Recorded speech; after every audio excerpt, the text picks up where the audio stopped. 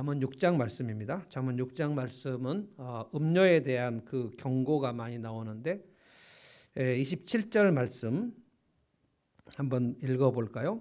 27절을 다 같이 한번 읽어보겠습니다. 한번 띄워주십시오. 27절 읽어봅시다. 시작. 사람이 불을 품에 품고서야 어찌 그의 옷이 타지 아니하겠으며. 불을 품는 사람이라는 제목으로 이 말씀을 좀 묵상해 보려고 합니다. 불을 품으면 옷이 불에 타갈 뿐만 아니라 몸이 불 타서 없어지겠죠. 옷만 타는 게 아니겠죠. 그런데 솔로몬은 오늘 많은 사람들이 불을 품에 품는 것처럼 산다라고 얘기합니다.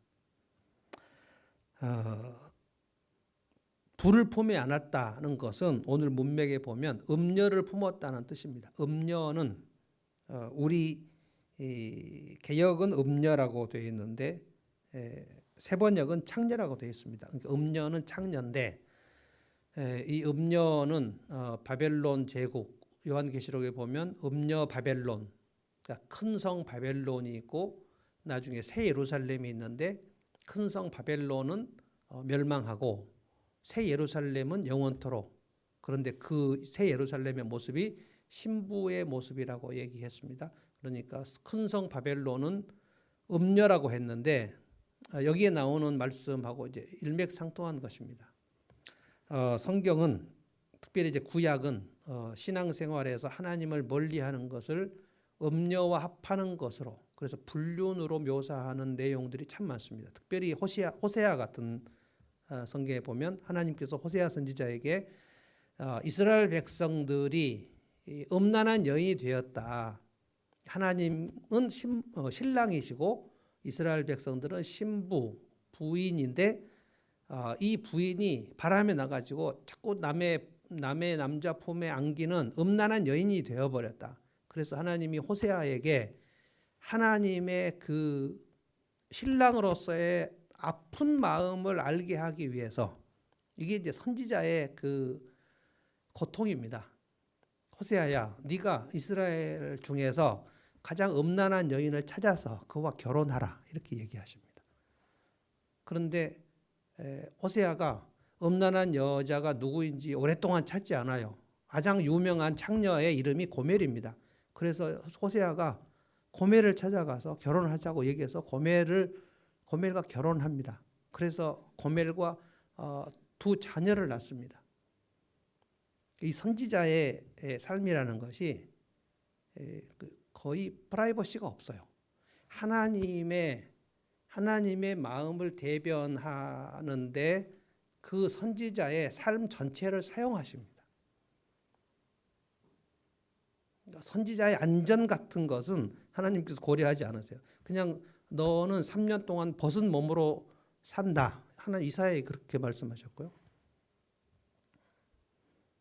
그래서 고멜과 같이 사는데 호세아가 이 고멜이 그 결혼 생활을 하면서 계속해서 바람 나가지고 다른 남자 품에 안기면 또 가서 그 몸값 주고 다시 데려와서 다시는 다른 남자 품에 안기지 말라라고 호소하고 또 바람 나서 가고. 근데 하나님께서 호세아에게 호세아야, 내 심정을 알겠냐?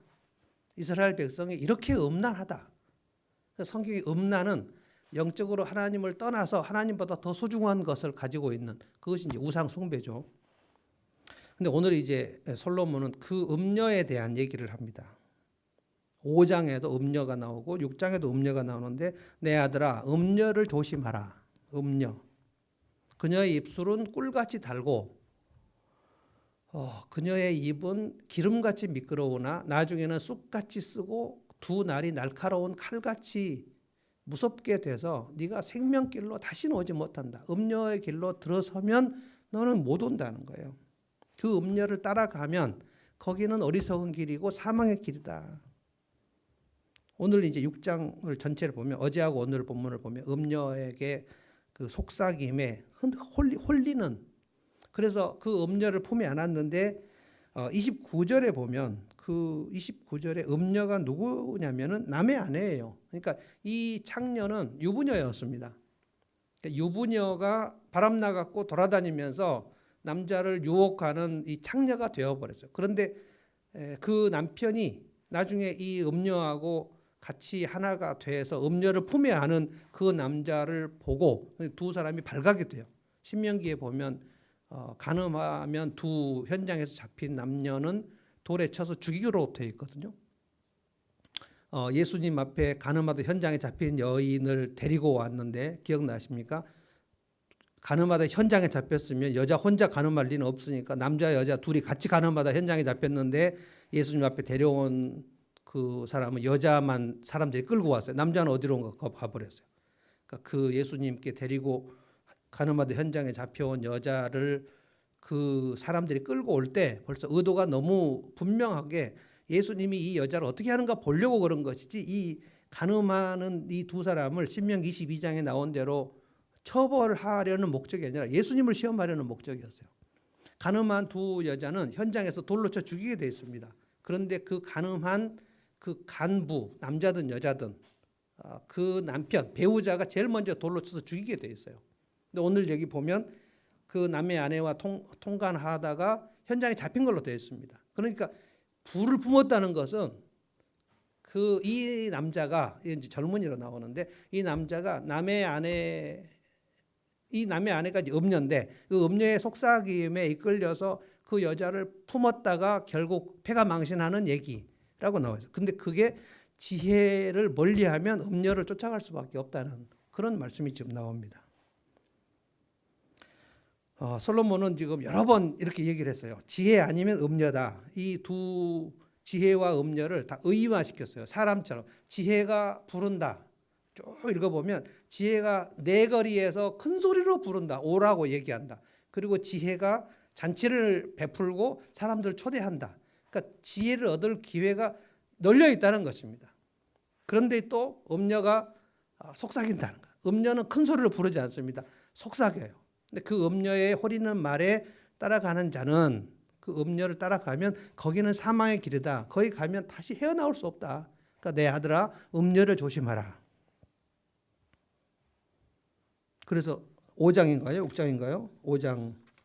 네, 5장에 보면 그 음녀를 조심하고 네가 젊어서 취한 아내를 즐거워하고 네 우물이 바깥으로 새지 않도록. 이것은 아주 성적인 표현이기도 하지만 영적인 표현입니다. 지혜 안에서 지혜가 조강지처로 묘사되어 있어요. 그러니까 지혜를 버리는 것은 음녀를 따라가는 것으로 되어 있어요. 왜 이 사람이 오늘 음녀를 따라가게 되었는가를 우리가 오늘 생각해 봅니다. 지혜를 멀리하면 그 사람은 지혜를 가까이 하든지 지혜를 멀리하든지 둘 중 하나예요. 20절부터 24절까지 읽어보면 지혜를 가까이 하라. 20절에 보십시오. 내 아들아, 네 아비의 명령을 지키며 네 어미의 법을 떠나지 말고. 이것은 그러니까 부모의 명령과 법을 떠나지 말라라는 말씀처럼 되어 있지만 이 부모는 누굽니까? 하나님이 그 사람을 양육하고 훈육하고 기르는 대리자로, 원래 부모는 그런 위치로 있는 거거든요. 하나님께서 우리에게 부모를 주실 때는, 우리에게 하나님 자녀를 주실 때는 우리가 하나님께서 이 자녀를 양육하는 것을 나보고 청지기로 대리로 양육하라고 하는 거예요. 내 자녀라고 생각하면 안 됩니다. 이것을 우리 물질도 내 물질이라고 생각하면 큰일 나듯이. 그래서 내 아들아, 아비의 법을 지키라, 어미의 명령을 지키라. 이 말씀은 하나님을 경외하는 법을 지키라는 거예요. 그러니까 지혜를 가까이 하면 하나님을 경외하는 거죠. 그래서 21절 보십시오. 그것을 네 마음에 새기며 네 목에 매라. 그 몇 주 전 수요 예배 때 조 목사님이 설교할 때 이거 유대인들이 목에 매고 손목에 차고 하는 것들을 지금 사진으로 보여주셨는데, 사실은 그 목에 매라, 손목에 매라 이 말은 목이나 손목에만 매고 다니라는 뜻은 아니겠죠. 이것은 비유입니다. 그러니까 네 몸에서, 네 마음에서 하나님의 말씀, 그것은 지혜니까 그것을 떠나지 말라. 지혜를 떠나면 바로 음녀가 오는 거니까. 이 우리의 영혼은 진공 상태가 없습니다. 하나님의 말씀이 와서 내 심령이 평안하게 되든지 아니면 그 하나님 말씀이 떠나게 되면 잡생각이 와서 염려와 근심이 차게 되든지 둘 중에 하나예요. 그러니까 어찌하든지 그 말씀을 멀리 떠나지 말라. 거기에 포인트가 있는 것입니다. 지혜를 가까이 하라. 지난 수요일인가요? 지혜를 구하되 은을 구하는 것 같이 하라. 그러니까 최우선적으로 이걸 하라는 거예요. 왜냐하면 거기에서 지혜를 얻어야 거기에서 우리의 삶이 모든 것이 다 풍성하게 되는 것이라는 거예요. 그게 이제 바닥이 나버리면 큰일 나는 거죠. 자, 22절 또 읽어보겠습니다. 그것이 뭐냐면 이제 아비의 명령, 엄미의 법, 지혜죠. 그것이 네가 다닐 때에 너를 인도하며 네가 잘 때에 너를 보호하며 네가 깰 때에 너와 더불어 말하리니. 그러니까 길을 다닐 때나 잘 때나 깰 때나 지혜가 있으면 지혜와 더불어 계속 얘기하라는 거예요. 그래서 사람은 하나님의 말씀으로 지혜를 얻어야만 생명의 길로 갈 수 있다는 거예요. 23절 대저 명령은 등불이요. 자, 명령을 멀리하면 어떻게 됩니까? 등불이 꺼지는 거죠. 법은 빛이요. 빛을 멀리하면 어둠 속에 들어가겠죠. 혼란스러워 버리는 거예요. 훈계의 책망은 곧 생명의 길이라. 그러니까 말씀이 이제 바닥이 난 사람, 지혜가 바닥이 나는 거. 지혜의 창고에 바닥이 나버리면 그는 등불이 꺼지고 빛이 없어지서 어두워지고 사망의 길로 가는 그것을 알라는 거예요. 그런데 이 말씀을 듣고 이 말씀으로 이렇구나라고 깨달은 사람은 그렇게 안 가겠지만 이렇게 되는구나. 우리의 인생이 이렇게 되는구나 라고 알겠지만 이 말씀을 멀리 해버리면 자기가 그렇게 이 말씀의 반대로 등불이 꺼진 채로 빛이 없는 채로 사망의 길로 가고 있는데 그 형국을 알 수 없다는 것이죠. 그냥 자기도 모르게 이제 가는 겁니다.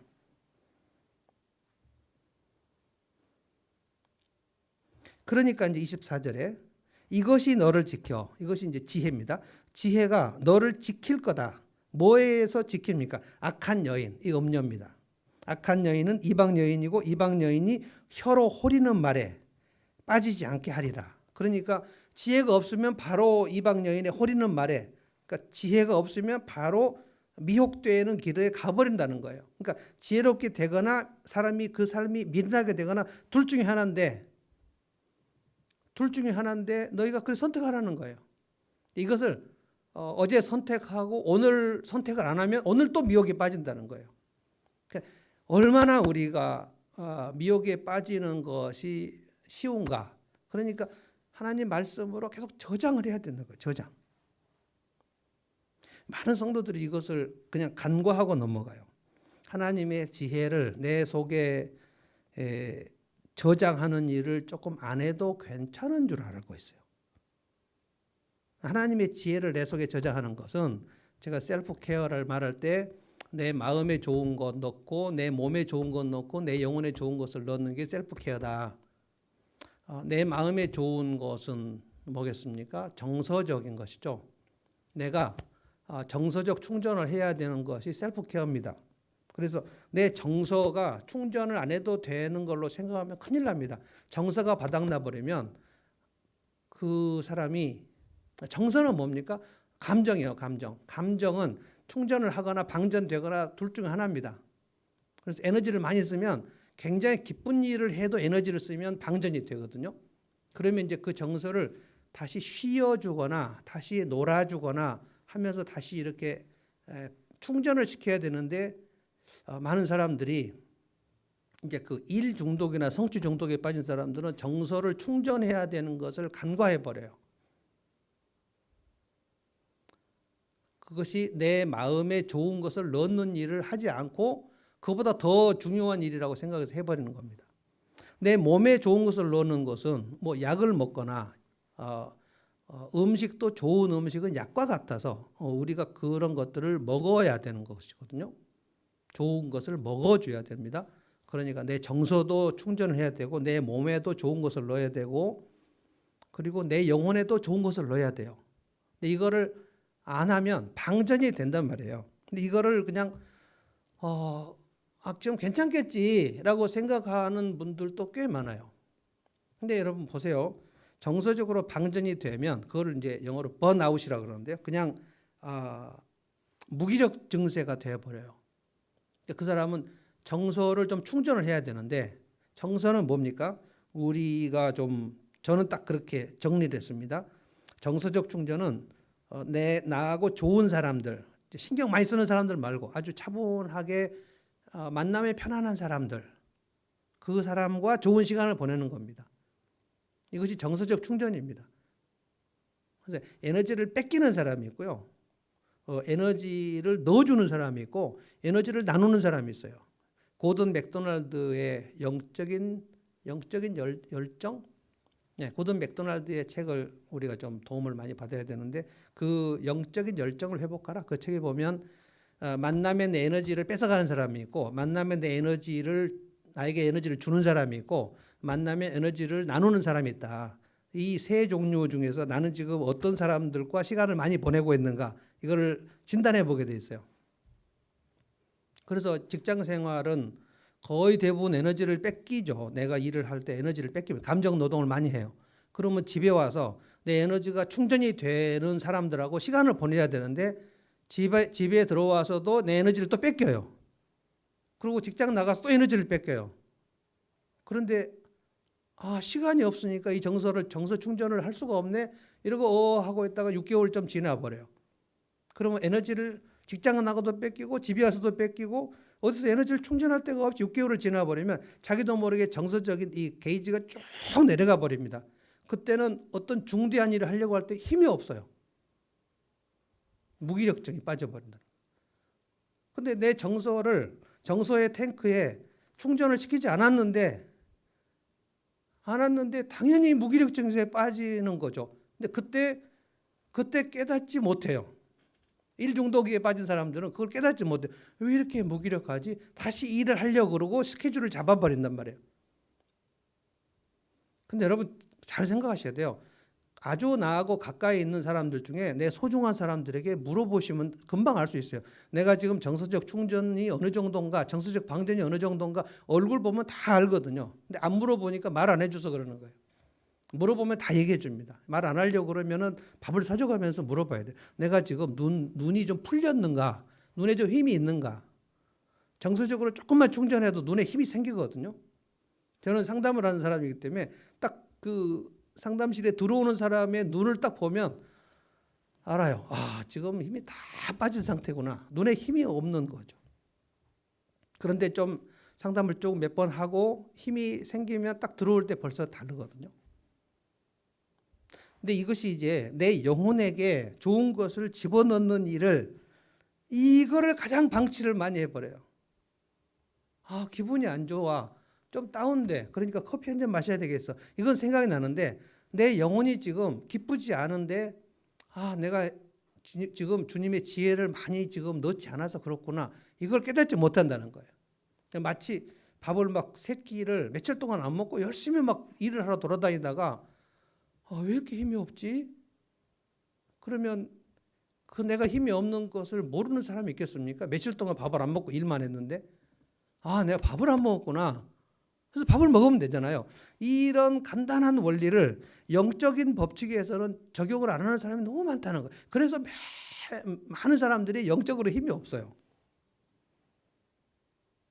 그래서 어제 본문에 보면 게으름에 대해서 얘기를 했습니다. 게으른 사람은 누구한테 가라 그랬냐면 솔로몬이 개미에게 가서 개미에 가서 그 하는 것을 배우라 그랬어요.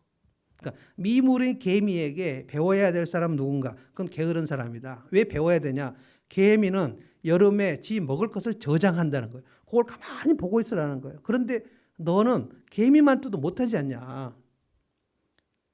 자기의 지혜를 저장하지 않아가지고 자기 지혜의 창고가 지금 바닥에 놨는데 개미도 그것을 아는데 개미는 두령도 없고 통치자도 없고 뭐 시키는 사람도 없는데 그거를 그냥 자기 본능으로 내가 조금 이것을 저장하지 않으면 내가 죽겠지라고 생각해서 저장한다는 거예요. 그러니까 자기 지혜 창고가 바닥에 놨는데 그걸 지혜를 저장하지 않는 것은 굉장히 무책임하고 불성실한 거예요. 게으른 거죠. 여러분 무책임하고 불성실한 가장을 생각해 보십시오. 지금 이 사람이 돈 버는 일 안 해가지고 처자식이 지금 굶어 죽게 생겼고 쌀통에 쌀이 지금 바닥이 나 있고 은행 통장에 잔고가 바닥이 나 있는데 그래서 지금 애들이 지금 배고파서 지금 울고 있는 상황인데 안방에서 뒹굴뒹굴 계속 잠만 자는 가장이 있다고 생각해 보십시오. 그 부인은 속이 터지겠죠. 도대체 내가 저 사람 믿고 어떻게 살지? 쌀이 없다고, 쌀이 떨어졌다고 하고 우리 통장에는 지금 잔고가 바닥이라고 얘기를 했는데 그냥 빈둥빈둥 누워있는 사람. 정말 속이 터지죠. 근데 그 가장이 얼마나 무책임하냐고요. 가장 전체를 지금 굶기는 사람이죠. 여러분 가장은 뭡니까? 지금 여기도 가장이 몇 분 계신데 가장은 다른 거 없어요. 쌀통에 쌀 넣어야 되는 사람이고요. 통장에다가 돈 부어 넣어야 되는 사람. 무슨 짓을 해도 도둑질만 빼고. 하여간 집어넣어야 돼요. 냉장고에 먹을 거 집어넣어야 되는 사람이 가장이에요. 저 자식을 먹이는 게 가장입니다. 그런데 쌀통에 쌀이 떨어지고 통장에 돈이 떨어졌는데 그냥 뒹굴뒹굴 그냥 잠만 자는 거예요. 그래서 술에 빠지고 잠에 빠지는 거, 그 게으른 사람 얘기했잖아요. 그러니까 내 지혜의 창고가 지금 완전히 바닥인 상태인데 그냥 있으면 그러면 이제 뭡니까? 그냥 음녀가 찾아오는 거죠. 그래서 인생이 부도가 나는 사람들, 그러니까 재정이 부도가 난다는 것보다 더 무서운 건 그 인생이 부도가 나는 거. 완전히 그냥 파탄이 나는 사람들은 오랫동안 지혜를 저장을 하는 일을 안 해가지고 지혜가 잔고가 그냥 꽝이 됐는데 그냥 계속 예금은 안 하고 계속 인출을 하는 경우는 부도가 날 수밖에 없죠. 그래서 24절에 이것이 너를 지켜서 이것이 너의 인생을 지킨다. 지혜를 저장하는 것이 너를 지키는 거다. 네가 잘 때도 너를 지켜줄 것이고 깰 때도 지킬 것이고 누울 때도 지킬 것이고 길거리 다닐 때도 지킬 것이고 이것이 너를 지켜서 24절 악한 여인 이방 여인의 호리는 말에 빠지지 않을 것이다. 그러니까 지혜를 저장하지 않으면 이 악한 여인의 호리는 말에 빠진다. 그래서 이제 25절부터 이 사람이 음녀에 빠져가는 지혜를 저장하지 않아서 음녀에 빠져가는 그 과정을 쭉 얘기했습니다. 경고식으로 얘기했어요. 네 마음에 그의 아름다움을 탐하지 말며 마치 이제 한 남자가 남의 여인들의 그 옛날 개혁 성경은 지금 이제 개정 개혁은 그의 아름다움이라고 그랬는데 옛날 개혁 성경 보면 그의 색의 주색이라고 하죠. 주색 잡기. 색을 탐하지 말며. 그러니까 그 예쁜 여자들, 그러니까 남을 호리는 여자들은 다 아주 그냥 막 향수 뿌리고 막 다니는 여자들 아닙니까? 거기에 그 입은 너무나 달콤하고 그 입술은 기름같이 부드러운데 나중에는 거기에 칼이 들어서 너는 죽는다. 마치 푸주간에 끌려가는 도살장에 끌려가는 그런 소처럼 들어가는 걸로 얘기했거든요. 이 음녀의 꼬임이 가득해지는데 그 눈꺼풀에 홀리지 말라. 눈짓. 그 호리는 여인들은 눈짓이 이제 중요한 것이죠. 그 눈짓에 홀리지 말라라는 말을 영어 성경에는 그 눈짓에 캡티브 되지 말라. 포로, 노예가 되지 말라. 저는 삼손을 생각합니다. 삼손은 블레셋 여자 3명을 연거푸 사랑했어요. 나중에 들릴라, fall in love with 들릴라. 왜 블레셋을 멸하라는 미션을 받은 사람이 블레셋 여인을 사랑해요. 한 여자, 2여자하고 마지막에 들릴랍니다. 그러면서 자기가 합리화를 해요. 내가 이 여인들을 사랑해서 그런 게 아니고 내가 이 여인들을 이용해 가지고 내가 블레셋을 멸하려고 가는 거다라고 자기를 속여요. 삼손은 색을 좋아했습니다. 그게 특별히 남자들 중에서 아주 이 색에 약한 사람이 또 특별히 있어요. 그런 사람들은 계속 불륜을 저지르죠. 자, 그런데 놀라운 것은 뭐냐면 26절을 보십시오. 음료로 말미암아 사람이 한 조각 떡만 남는다 그랬어요. 그러니까 그가 가지고 있는 것 중에 한 조각 떡, 그러니까 다 빼앗겨 버린다는 겁니다. 빈털터리가 된다는 거예요. 인생을 다 잃어버리고 가진 것은 손에 빵 한 조각밖에 없게 된다는 거예요. 그 다음에 뭡니까? 음란한 여인은 귀한 생명을 사냥한다. 이 여인은 사냥꾼이었다는 거예요. 네 영혼을 사냥한다는 거예요. 여러분, 사냥감은 노루나 사슴을 잡아가면 그 사냥꾼이 노루나 사슴 뭐 합니까? 쳐서 구워 먹거나 아니면 박제 만들거나, 그러니까 그 노루나 사슴은 사냥꾼에게 잡히면 그 생명은 보장할 수가 없죠. 근데 이 음녀에게 지금 잡히는 것을 지금 얘기하는 거예요. 이게 28절에 사람이 불을 품에 품고서야 어찌 되지 않겠느냐. 사람이 발이 숯불에다가 댔는데 그 발이 어찌 타지 않겠느냐. 그런데 이제 모르는 인생은 그 불을 계속 품어요. 불덩어리를 품어요. 그러면 심장이 더 타겠죠. 근데 품는 거예요. 이게 지혜를 저장하지 않는 사람의 모습이라는 거예요.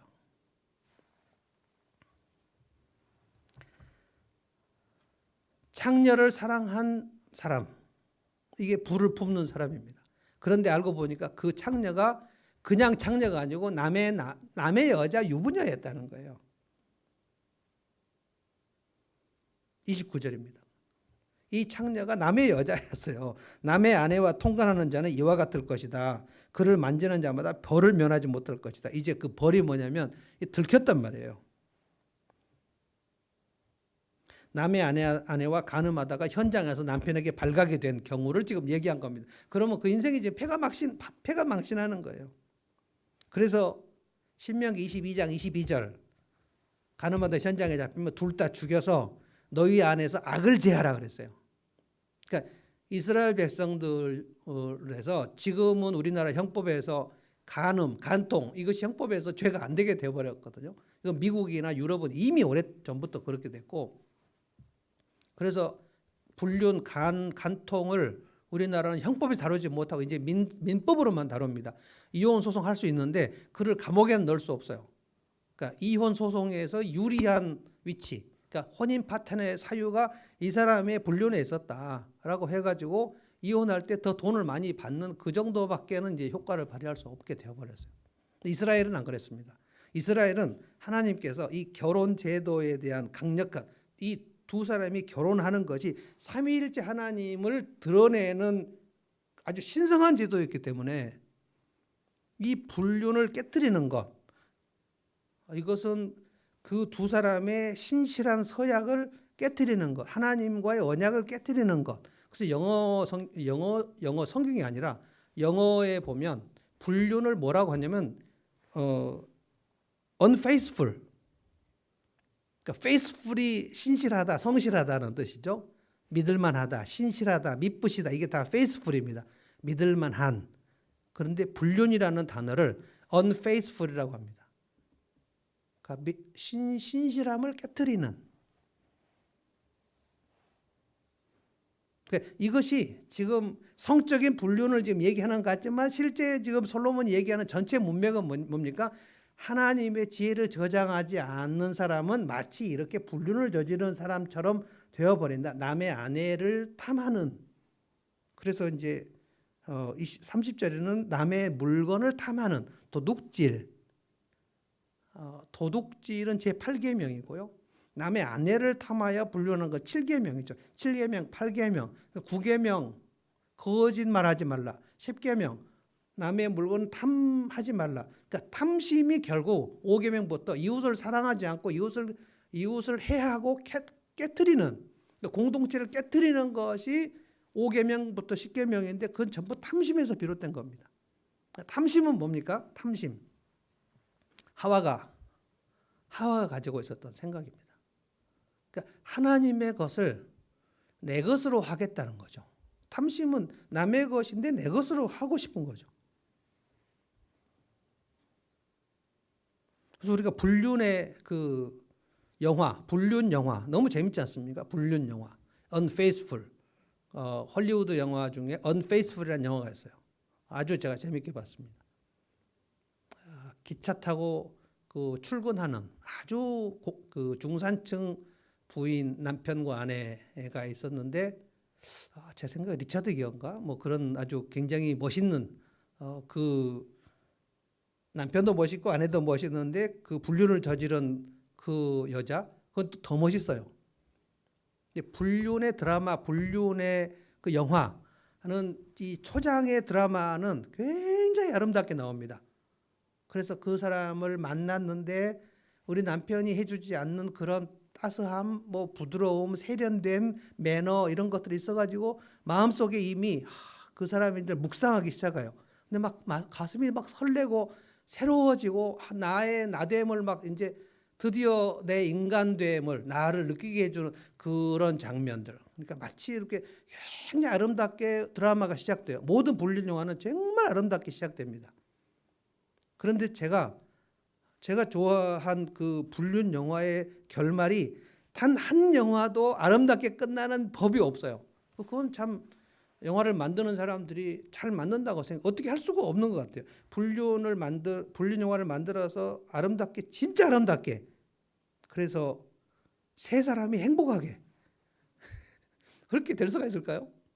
셋이 막 서로 막 용납하고 서로 양보하고 그래서 막 남편과 아내 사이에 한 여자가 들어왔는데 셋이 막 행복하게 사는 그런 영화를 만들면 얼마나 이것이 좀 진짜 막장이 되겠어요? 그 마지막은 막 피를 흘리고 마지막은 죽거나 미쳐버리거나 막 깨지거나 모든 것들이 다 막 피투성이가 되는 것으로 끝납니다. 이게 막장이 돼버리는 거예요. 그런데 솔로몬은 이거를 지금 얘기한 겁니다. 네 인생이 막장으로 가는 길은 네가 하나님의 지혜를 네 영혼 속에 저장하지 않는 순간 너는 막장의 길로 들어가는 거다 하는 거예요. 굉장히 위험한 겁니다. 그러니까 사람이 언제부터 불륜이라고 말할 수 있는가? 잘 보십시오. 불륜은 언제부터인가 하면요. 내가 이제 남자의 입장에서 내가 내 아내보다 그 여자를 더 많이 생각하고 있으면 그때부터 불륜입니다. 한번 봤는데 와 진짜 예쁘다. 그것은 불륜이 아니겠죠. 뭐 예쁜 여자를 보는데 70 넘은 할아버지도 예쁜 여자를 보면 이렇게 돌아보고요. 그 유튜브에서 그런 실험을 했어요. 정말 멋있는 여자가 이렇게 전화를 받는 채 하면 서 있어요. 진짜 짧은 치마 입고. 사람이 지나가면서 몇 사람이나 몇 번이나 그 여자를 흘기 보는가를 그 몰래카메라로 하는데 남자는 예외 없이 한 번만 보지 않고요. 보고 그다음에 가다가 도저히 견딜 수 없어. 또 한 번 또 보고 저 한 번 가다가 또 한 번 보고 너무 아쉬워. 한 번 또 보고 계속 봐요. 근데 놀라운 건 여자들도 본다는 거예요. 여자들도 예쁜 여자 이렇게 보고 이제 남자와 여자가 둘이 걸어가는데 예쁜 여자 저기 있어요. 그러면 이 남자가 저기를 봐야 되는데 이 여자를 눈치를 봐요. 근데 이 여자도 저 여자를 봐요.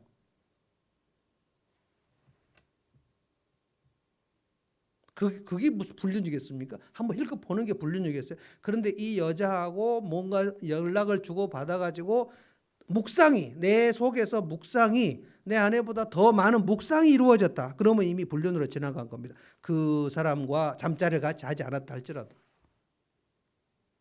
자, 그러면 생각을 해보십시오. 내 영혼 속에 하나님의 말씀을 묵상을 하고 있는 순간, 묵상을 하루만 안 해도 우리는 잡념이 엄청 들어오거든요. 그러니까 손을 하루만 안 씻어도 손이 참 더러운 것처럼. 그래서 우리는 매일 말씀을 묵상을 해야 돼요. 그 말씀을 묵상해야 그 말씀으로 힘도 생기고요. 그 말씀으로 절제도 할 수 있고요. 그 말씀으로 내가 얼마나 이상한 사람인가도 알게 되고 내가 얼마나 주변에 피해를 끼치는 사람인가도 알게 되고 이 말씀을 묵상을 해야 내가 얼마나 무책임한 사람인가도 알게 돼요. 사람은 하나님의 말씀이 들어오지 않으면 내가 얼마나 이상한 사람인지 알 수가 없습니다. 난 참 괜찮은 사람인 줄 알아요, 다. 근데 이미 그 사람 때문에 많은 피해를 보고 있는데 모르는 거예요. 마치 무책임한 가장처럼. 빈둥빈둥 안방에서 놀고 있는 그 가장이 내가 도대체 아내한테 내 자식들한테 무슨 피해를 줘? 난 그냥 안방에 누워있기만 했는데 그게 문제죠. 지가 안방에 누워있기만 하면 어떻게 되냐고. 난 누워있기만 했다는 거예요. 내가 무슨 피해를 줬냐. 그게 피해를 주는 거죠. 그래서 말씀이 들어오지 않으면 어쩔 수 없다는 거예요. 이것은 네가 영혼이 게으른 것은 가슴에 불을 품은 것 같다는 거예요. 불을 품으면 뭐 옷만 타겠냐고요. 온 몸이 타는데 계속 품어요. 그래서 하나님 말씀이 우리 속에 들어와야 된다는 겁니다. 그래서 이제 20절부터 24절에 이 말씀이 지혜를 네 속에 저장하라는 거예요. 지혜를 저장하면 하나님의 지혜가 내 심령의 통장에 잔고가 올라가요. 그러면 하나님 말씀이 제대로 우리 속에 들어오면 내 마음은 든든합니다. 그렇구나. 깨달아지고 든든하게 되고 뭔가 잘못한 것도 생각나고 지혜가 점점 저장이 되면 딱 한 가지의 특징이 뭐냐면 하나님을 경외하고 싶어져요. 예배를 할 때 내가 하나님을 예배하고 싶어져요. 하나님과 가까이 있는 게 즐거워진단 말이에요. 하나님을 높이고 싶어져요. 찬양이 딱 시작되는데 지혜가 저장이 딱 돼서 하나님을 경외하는 것이 통장이 가득해서 지혜가 부자인 사람은 찬양을 할 때 바로 하나님을 높이고 싶어져요. 이것이 새끼 밥을 먹듯이 익숙해져야 된다는 거예요. 그래서 이런 찬송을 우리가 부를 때 보시죠. 나 약해 있을 때에도 주님은 함께 계시고 나 소망이 이를 때에도 주님은 내게 오신. 첫 줄을 부를 때 벌써 지혜가 저장된 사람은 맞아 확 들어가는 거예요. 찬양 속으로. 내가 약해 있을 때, 내가 연약했을 때가 있었잖아요. 그때 주님이 함께 계시지 않았으면 나 어떻게 할 뻔했을까? 내가 소망을 잃었을 때, 내가 좌절했을 때 주님이 그때 내게 오시지 않았으면 어떠했을까? 내 인생이 쫙 그려지면서 첫 줄부터 은혜가 들어가는 거예요. 나 실망당했을 때도 주님이 위로하시네. 벌써 4줄 정도 하게 되면 그 찬양의 깊이 속으로 확 들어가는 거예요. 그러면 이 찬양 지금 1분 불렀는데 은혜가 충만한 거예요. 그러면 이제 주님만이 내 힘이시며 할 때 그 고백이 맹숭맹숭하게 될 수가 없어요. 그러니까 이 찬양을 부르는데, 이 엄청난 찬양을 부르는데 맹숭맹숭하다. 그건 지혜가 내 창고에 바닥이 됐다는 뜻입니다. 바닥이에요, 바닥. 그러니까 마이너스란 말이에요, 이제. 그러면 사업이 부도 아닙니까? 부도. 이미 부도, 음료가 가득 들어와가지고 내가 지금 불을 품고 있는 상황이 되어버린 상태란 말이에요. 찬송의 은혜가 안 된다는 것은. 주님 감사합니다 하고 기도를 했는데 그 첫 마디에서 그냥 은혜가 확 쏟아지면서 진짜 주님 앞에 감사하네 이 생각이 들으면 큰 1분 안에 기도 속으로 확 들어가는 거죠. 왜냐하면 지혜가 저장되어 있으니까, 하나님을 경외할 충분한 준비가 되어 있으니까. 근데 지혜가 잔고가 딱 바닥에 나버리면, 여러분 어쩔 때 우리가 그 카드 쓸 때 말이죠. 저는 가끔 그런 일이 있어요. 카드 쓸 때 음식 먹거나 식당에 딱 카드 줬는데 계산이 안 나오는데요. 그럼 진짜 좀 당혹스럽죠. 이 카드로 해볼까요? 이 카드 이것도 안 되는데, 그럴 때도 있어요. 카드 2개가 다 안 될 때도 있어요. 그럼 얼마나 막 민망합니까? 어떻게 하지?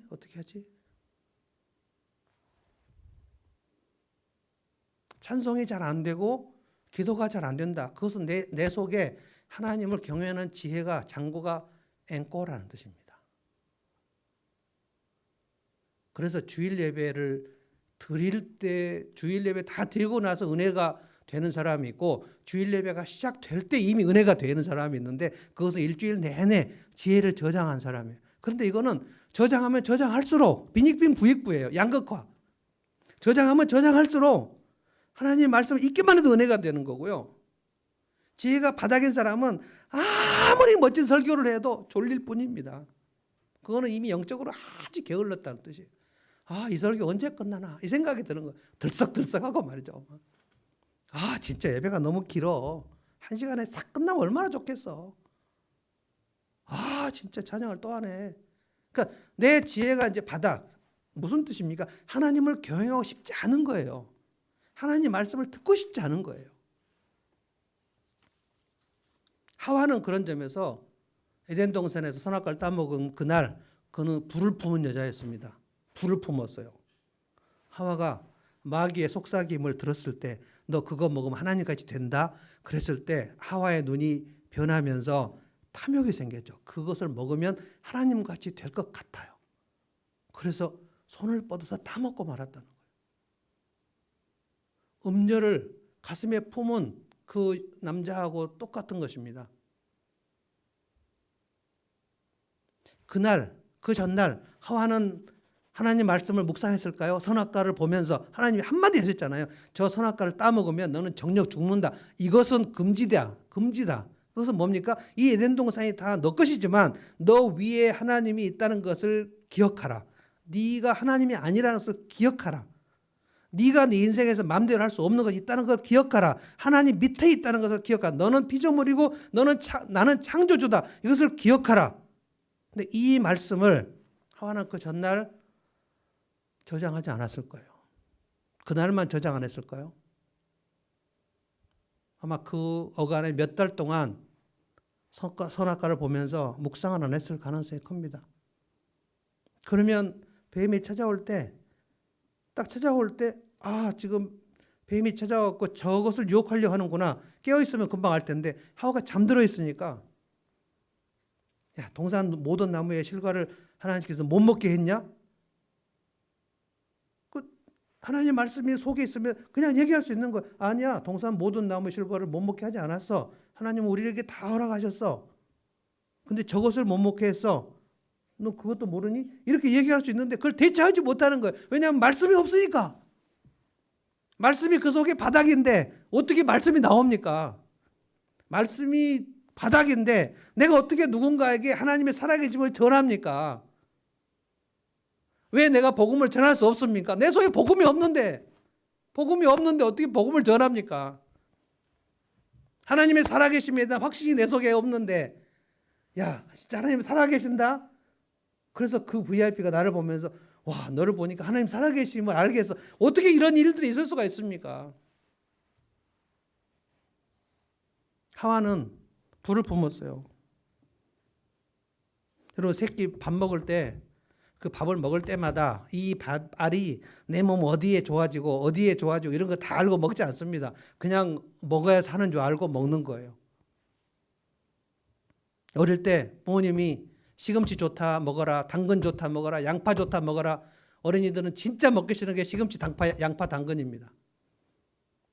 그런데 어른이 돼 보면 그래, 시금치, 양파, 당근이 얼마나 몸에 좋다는 것을 알고 이제는 찾아 먹지 않습니까? 저는 고혈압에 양파가 좋다는 것을 알고 얼마나 양파를 찾아 먹으려고 하는지, 무슨 음식만 해도 양파를 넣어서 먹어야 되겠다. 고혈압이 좋다니까. 꼭 당근을 먹어야 되겠다. 시금치를 먹어야 되겠다. 거기까지 이제 가야 된다는 거예요. 이제는 양파가 맛있다. 이제 몸에도 좋고, 이것은 내 영혼에 좋구나. 여기까지 알아야 돼요. 그러면 이미 지혜가 저장이 된 겁니다. 저장이 안 되면 오늘 이 마지막에 남의 아내와 통관해 갖고 폐가망신한 이 남자처럼 이 남자는 이 수치를 부끄러움을 씻을 수 없다는 거예요. 온 동네에 그냥 그 여자의 남편이 와가지고 이 두 남녀를 보라 하고 다 그냥 원천하에 공개를 해버렸어요. 그래서 이 사람이 그 남편에게, 그 여자 남편, 창녀 남편에게 싹싹 빌면서 내 모든 재산을 다 주겠다 그랬는데 그 남편이 용서하지 않았다는 거예요. 34절 보십시오. 남편이 투기로 분노하여 원수 갚는 날에 용서하지 아니하고 어떤 보상도 받지 아니하며 내 전 재산을 줄 테니까 용서를 해달라 그랬는데 아니다, 넌 죽어야 돼. 돌로 쳐서 죽이겠어 라고 할 때 많은 선물을 줄지라도 듣지 아니하리라. 그 엄청난 파국의 현장까지 가는 것은 불을 품었기 때문에 그렇다는 거예요. 불을 품은 건 뭡니까? 하나님의 말씀을 오늘 내 영혼에 저장하지 않는. 전 그래서 저는 사실은 욕심은 여러분이 매일 말씀, 매일 성경을 매일 여러분이 스스로 큐티하는 것을 저는 목표합니다. 근데 가만히 보니 매일 큐티를 하라고 그래도 안 할 것 같아서 제가 큐티를 다 해서 묵상을 해서 10분짜리로 만들어가지고 여러분에게 드리는 거예요. 초대교회 그리스도인들은 그렇게 이유식으로 먹지 않았습니다. 전 여러분들을 그냥 이유식으로 먹이는 거예요. 히브리서 보면 단단한 음식은 장성한 사람이 먹는 거고 이유식은 어린아이들이 먹는 거다. 근데 단단한 음식이란 것은 여러분이 말씀을 스스로 읽고 묵상하고 큐티하고 적용해서 실천하고 그리고 주일날 설교로 그걸 확인하는 거거든요. 주일날 설교로는 여러분 신앙이 잘하지 않습니다. 그 종로학원 영어 영수 명강의를 듣고 영어 수학이 자라나지 않는 것과 똑같아요. 학원이 좋으면 실력이 붙으면 얼마나 좋겠습니까? 설교 아무리 들어도 내가 말씀을 묵상하지 않으면 절대 영혼이 안 자랍니다. 그런데 최소한 아주 잘게 씹어가지고 이유식을 해서 여러분에게 10분짜리를 지금 먹이는 거예요. 이거라도 하시라는 거예요. 이거라도. 들으시고 그렇구나. 내가 이거라도 안 하면 내 영혼이 피폐하게 되겠구나 라고 생각하여 자극을 받아서 여러분이 스스로 성경으로 들어가시기를 바라는 거예요. 그것만 하라는 게 아니에요. 제가 매일 말씀을 묵상해도요, 제 속에 죄가 들어와요. 제 속에 절망이 들어오고요. 다 소용없구나. 이런 한탄이 들어오고요. 진짜 목양 힘들다. 못해 먹겠다. 인생이 진짜 왜 이렇게 힘드냐. 이런 생각이 하나님 말씀을 듣고 읽고 묵상하는 중에도 들어와요. 그런데 말씀을 멀리하면 그는 가슴에 불을 품는 거하고 똑같은 거예요. 불을 품어보십시오. 그러면 그 지혜는 바닥의 상태에서 그 인생은 머지않아 부도날 수밖에 없습니다. 지금도 우리 조 집사님 사업 부도나지 않기 위해서 우리가 열심히 기도합니다만 사업 부도가 문제가 아닙니다. 우리의 인생이 부도날 때는 회복이 안 됩니다. 그 사람이 지혜가 바닥이어 가지고 부도가 날 때는 아무도 말릴 수가 없어요. 지혜가 부도가 나면요, 지혜로운 말을 거부하게 됩니다. 그래서 목사가 권면할 때 실증을 내게 돼요. 그래서 백약이 무효입니다. 지금 기회가 있을 때 지혜를 저장하셔야 돼요. 여러분의 통장에 잔고가 바닥이면 얼마나 여러분이 근심하겠습니까? 아이고 통장이 바닥이 났어. 어떻게 해야지? 나 큰일 났다 라고 생각하겠지만 영혼의 지혜가 바닥인데 거기에 대해서 아무 대안이 없다면 그러면 이제 곧 인생은 무너지는 거예요. 오늘 이 남의 아내와 통관하다가 폐가망신한 사람이 지혜를 저장하지 않은 사람이라는 것입니다. 찬송 하나 하고 마치겠습니다. 이 주님만이 이 찬송 한번 하겠습니다. 나 약해 있을 때에 주님은 함께 계시고 나 소망 이를 때에 주님은 내게 오시네. 나 시험 당할 때에도 주님이 지켜주시고 나 실망 당할 때에도 주님이 이루하시네. 찬송의 본질은 가사입니다. 가사를 생각하면서 하셔야 되고 이 가사에 내 마음을 실어서 고백을 하는 것입니다. 좀 약간 아까보다 빨리 좀 하겠습니다.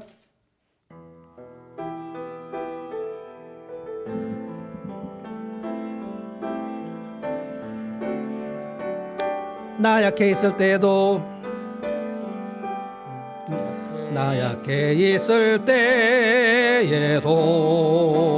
주님은 함께 계시고 나 소망 이를 때에도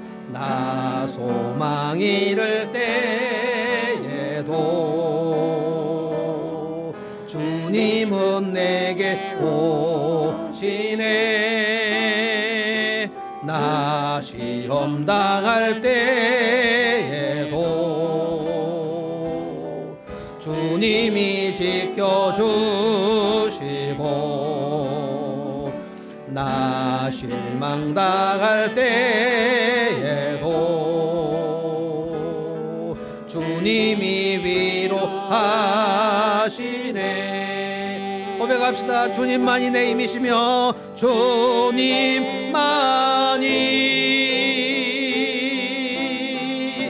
내 힘이시며 주님만이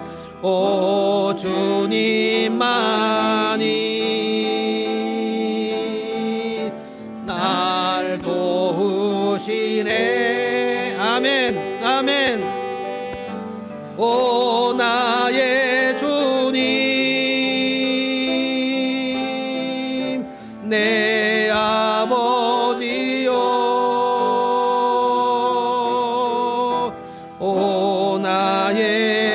주님 내 사랑이요.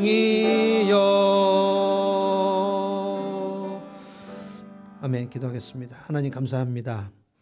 저희는 하나님 없이는 살 수가 없습니다. 하나님의 은혜가 없이는 살 수 없습니다. 하나님 저희들에게 하나님을 경외하는 지혜를 부어주실 때 저희가 마음의 창고를 활짝 열고 그 지혜를 가득 저장하기를 원합니다. 게으른 자는 개미에게 가서 그 하는 것을 보고 배우라고 하셨는데 하나님 기회가 있을 때 우리의 심령의 창고에 하나님의 지혜를 저장하기를 원합니다. 주님 지혜를 저장하지 아니하면 음녀가 와서 우리를 유혹할 때 우리가 그것을 피할 길이 없습니다. 주님 평강을 저장하면 염려는 사라지는 줄로 믿습니다.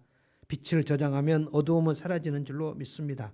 내 마음속에 절제를 저장하면 탐심은 사라지는 줄로 믿습니다. 하나님 우리의 힘으로 우리 인생을 살 수 없어서 하나님께서 우리에게 말씀을 주시고 성령을 주셨사오니 성령님 오늘 이 시간 이 말씀을 깨닫고 오늘부터 다시 내 창고에 지혜를 저장하기를 결단합니다. 하나님 그리하여 매일매일 지혜의 쌀을 가득가득 부어 우리의 쌀통에 차고 넘치게 하시고 우리의 지혜의 통장에 창고가 올라가게 하시고 그리하여 우리의 마음이 날마다 하나님 우리를 기뻐하게 하시고 든든하게 하시고 내 인생에 파도가 몰려오고 풍랑이 칠 때 내가 주와 함께 있으니 든든하다. 주님께서 이 재난은 지나게 하시리라. 아멘. 이렇게 믿고 힘을 얻는 자가 되게 하여 주시고 그래서 우리의 불신자 이웃들이 우리를 볼 때 참으로 재난 속에서 저의 하나님은 어떤 하나님인데 저렇게 저의 마음을 든든하게 하시는가 하나님의 살아계심을 나도 경험하고 싶다. 그렇게 고백하면서 우리가 믿는 살아계신 하나님을 믿겠다고 달려오는 일들이 우리의 삶에서 일어나게 하여 주시옵소서. 하나님 감사합니다. 이 밤에 저희가 지혜를 저장하는 법을 배웠습니다. 하나님 새끼 밥을 먹지 않고 일만 하면 우리가 힘이 없어 쓰러지는 것처럼 지혜를 저장하지 않고 지혜가 바닥이면 우리의 영혼은 쓰러져서 하나님을 싫어하게 되는 줄로 믿사오니 하나님 저희가 하나님을 경외하는 맛을 알게 하여 주시고 이제 어렸을 적에 어린아이가 시금치 당근 양파를 싫어하지만 다 큰 어른이 되었을 때 그 채소가 얼마나 우리의 몸에 유익한가를 깨달은 것처럼 하나님의 말씀이 우리 속에 꿀송이처럼 달게 되는 장성한 분량에까지 가도록 인도하여 주시옵소서. 이 밤을 우리가 말씀으로 가득 채우게 하심을 감사드리오며 예수님의 이름으로 기도하옵나이다. 아멘.